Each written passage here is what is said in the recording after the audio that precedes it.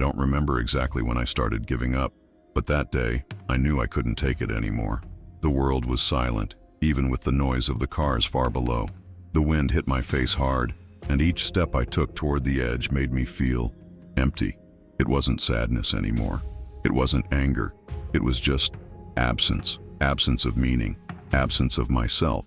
I stood there, the whole city stretched out before my eyes, and yet I had never felt so invisible.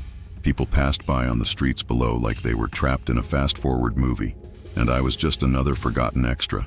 Up there, at that height, there was no turning back, and honestly, I wasn't even looking for one. I closed my eyes, took a deep breath, and then something happened. A memory.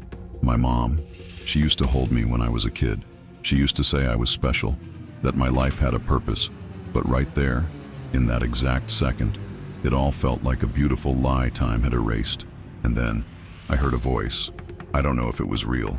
I don't know if it was inside me, but it was as clear as thunder cutting through silence. It's not over yet.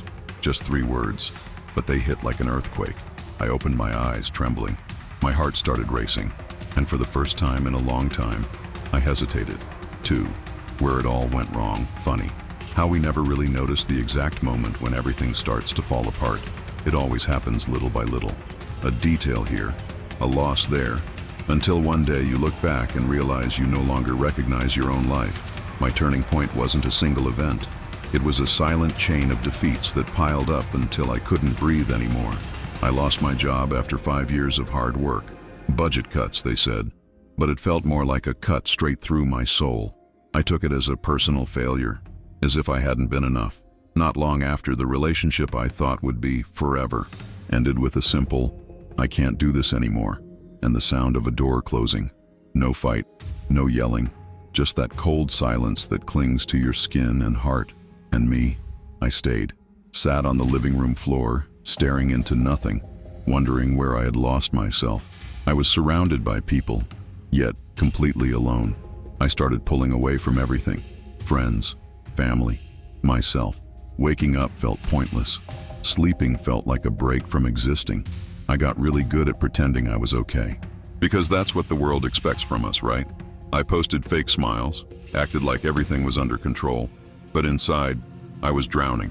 The bills kept coming. The money didn't. My phone became a constant reminder of debts and broken promises. Every notification felt like life collecting on a price I couldn't afford anymore. That's when the darkness began to feel comfortable. Ending it all started to seem like a real solution. And deep down, I just wanted peace. But the peace I was looking for wasn't the absence of pain. It was the absence of me.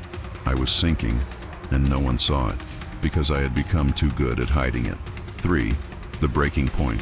I think everyone has a day that marks them forever. Mine was a Tuesday. Gray, cold, nothing special. But somehow, it already felt like a warning. I woke up with the feeling that the world was just too heavy. Like breathing itself was something I didn't want to do anymore. Nothing made sense. Nothing pulled me back. I got up, looked in the mirror, and saw a stranger. A worn-out face, no light in the eyes, sunken, tired, like they were searching for a reason to keep going, but found none. That day started like all the others, but something in me had finally snapped. This time I didn't even have the strength to pretend. I wandered around my apartment like a ghost, touched the walls, looked at the photos, ran my fingers across the couch, as if I was saying goodbye. Every corner reminded me of who I used to be, and everything I had failed to become. I picked up my phone, opened the gallery, saw old pictures, saw smiles that belonged to another universe, and I cried like I hadn't in years. But it was a silent cry, not the kind of cry that asks for help, the kind that says, "I'm done." I wrote a message, something simple. "I'm sorry, I tried. I really did, but I didn't send it." I deleted it, because deep down, I didn't want anyone to stop me. I left the house with empty hands and a crushed heart. I didn't know exactly where I was going, but my feet did. It was like the decision had already been made days ago, and I was just following the script. I reached the place, a tall, abandoned building. The view was beautiful. Ironic, right? I climbed every step like I was leaving the last bits of myself behind. And when I reached the top, there it was, the edge, and me. I was ready. I closed my eyes, spread my arms, and surrendered to the silence. 4. The voice. The silence up there felt almost sacred. No more cars, no more horns. No more noise from a world that had long stopped calling my name. Just the wind and the sound of my own heartbeat. I stood there, eyes closed, waiting for the final moment. And that's when it happened. A voice. Soft, direct, warm. It wasn't a scream. It wasn't a desperate plea. It was deep, calm, impossible to ignore. "Hey, it's not over yet." That was it. Just those words. But they hit me like an explosion. My body froze. My eyes opened wide. My heart started racing like it was trying to come back to life. I looked around. There was no one there. But I knew. That wasn't just a thought. It wasn't in my head. It was spoken, like someone had pulled me back with their soul. "Hey, it's not over yet." That sentence echoed inside me like it had come straight from God. Like in that exact moment, someone, or something, was saying, "You're still going to live things you can't imagine. You're still going to smile. You're still going to love. You're still going to change lives, but only if you stay." And I cried, but it wasn't pain this time. It was the first tear of relief I had felt in years, because in that moment, for the first time, someone had seen me. I stepped back, dropped to my knees on the cold concrete and cried like a child, because in that moment, something inside me lit up again. And for the first time in so long, I wanted to live. 5. The awakening that day. Something in me broke, but at the same time, something in me was rebuilt. It felt like the pieces inside me were finally falling into place, in a way I had never experienced before. And no, nothing outside of me changed that moment. I was still jobless, still heartbroken, still broke, but I was no longer hopeless. I walked back home slowly, like someone returning from war, because in a way, I had won one. The following days weren't magical. I didn't suddenly become a new person, but I started making small, different choices. I started with the hardest thing, looking in the mirror and telling myself I was still here. Then I prayed, just a simple talk with God, after so much silence. I didn't ask for miracles.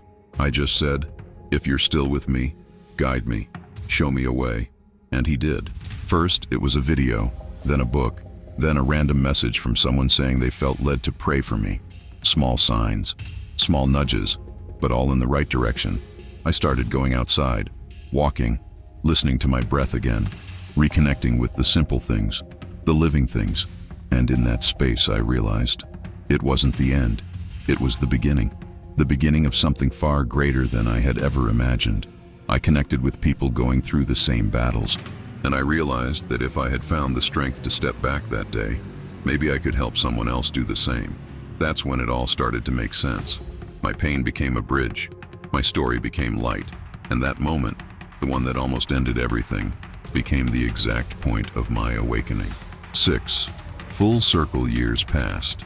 And honestly, if you saw me today, you wouldn't recognize the man who once stood on that rooftop.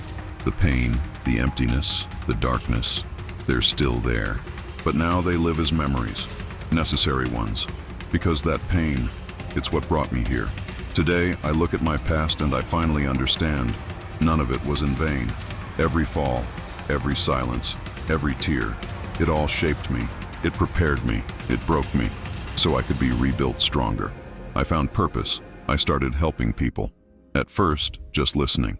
Then, sharing my story. I created a small online group, then a channel, then live events. And suddenly, messages started pouring in. "You saved my life." This was exactly what I needed to hear. I was ready to give up, but after hearing your story, I chose to stay. Every time I read one of those, I remembered. I remembered that day, that wind, that silence, and that voice. It's not over yet. I went back to the same rooftop years later, not to say goodbye, but to say thank you. I stood there, tall, looking over the city, and I realized something. Life didn't break me. It transformed me. I closed my eyes, and for the first time in a long time, I felt peace. Not the kind that comes from the absence of pain, but the kind that comes from the presence of purpose. 7. The final message. If you're watching this right now, maybe it's because you're tired too. Maybe you've been carrying the weight of the world, pretending to be strong while silently falling apart. Maybe you've thought about giving up. If that's the case, let me tell you something that changed my life forever. It's not over yet. You are not your failures. You are not what they made you believe. You are not the things they said when you were most vulnerable. You are not the silence you swallowed or the nights you cried alone. You are more. You are still breathing for a reason. You are still here because your story isn't finished. You are purpose in motion. I don't know what you're going through, but I know this. You matter. You are seen, and you are not alone. Maybe all you needed was a sentence. Maybe this is your sentence. Maybe this video is your voice, like that voice was for me. And if it is, listen carefully. There's still life, still time, still hope. And most importantly, there is still a God who hasn't given up on you. Your story is still being written. And no matter how dark it feels right now, seeds grow in the dark, and God speaks loudest in the silence. So stay, breathe, just take one more step, and keep going. Because someday, not too far from now, you'll look back and say, it was that day, that video, when everything started to change. And me, I'll be here, rooting for you, praying for you, because I know what it's like, and I survived my edge. So now it's your turn to come back, to rise, to live.